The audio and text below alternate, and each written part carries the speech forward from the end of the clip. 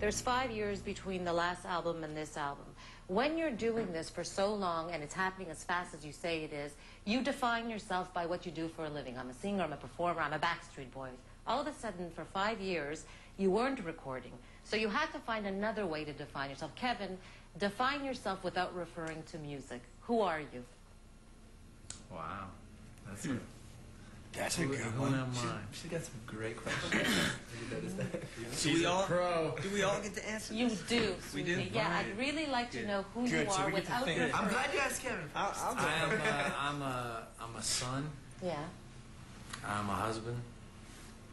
I'm a brother. I'm a human being. Bottom line. Brian? I'm a husband. I'm a son. I'm a father now. And I'm still continuing to learning every day of who I am. Howie? I'm a family man. I'm a Catholic. I'm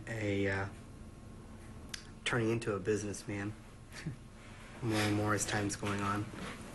And I'm a caring person. Nick? I'm a naturalist. I was a brother, but now I'm turning into a father to my siblings. And I'm like Howie. I'm learning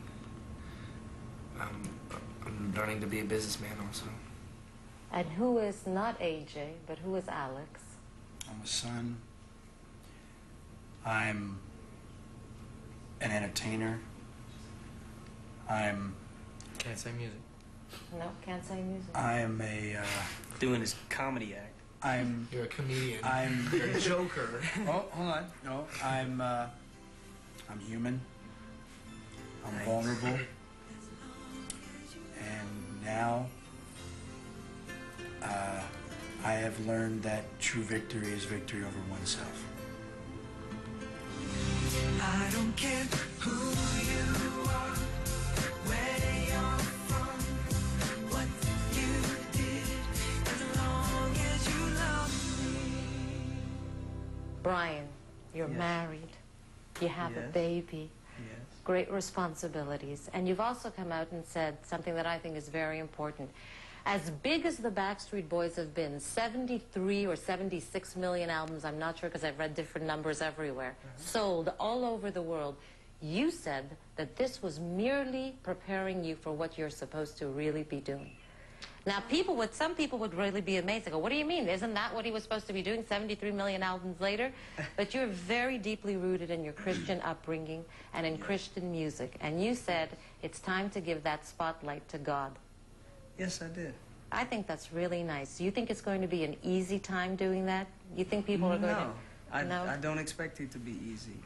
I expect it to be difficult. But I also expect support and encouragement and prayer for my life to do what I want to do. I think God's given me a platform in the 73 or whatever, how many ever number of records that we've sold. I really think that God's prepared me to, and kind of given me this well-oiled machine on how business is and how the music business is. It doesn't change just because it's Christian music. I think the biggest thing that people need to realize is that in the secular world, all the power and the glory is given to the artist, but in the gospel world, it's given to God. And that's what I look forward to doing. So. Well, we'll talk about that too. But Nick, you said something very interesting. I bet you think I wasn't listening, eh? But you said you're turning into a father figure for your siblings. Your problems have been very public lately. I mean, you know, you just had to turn on primetime news last week or 2 weeks ago to see your mother tell her side of the story, to see your younger brother talk about the perils that he's been going through, to see you even becoming closer with your father. You know, things that are going on in the family that are sad. And that your mother said that fame was the worst thing that happened to your family. Do you agree with that statement? I think that fame can be taken, you know, in many different ways. I think that, you know, it's the person. It's the person who deals with it.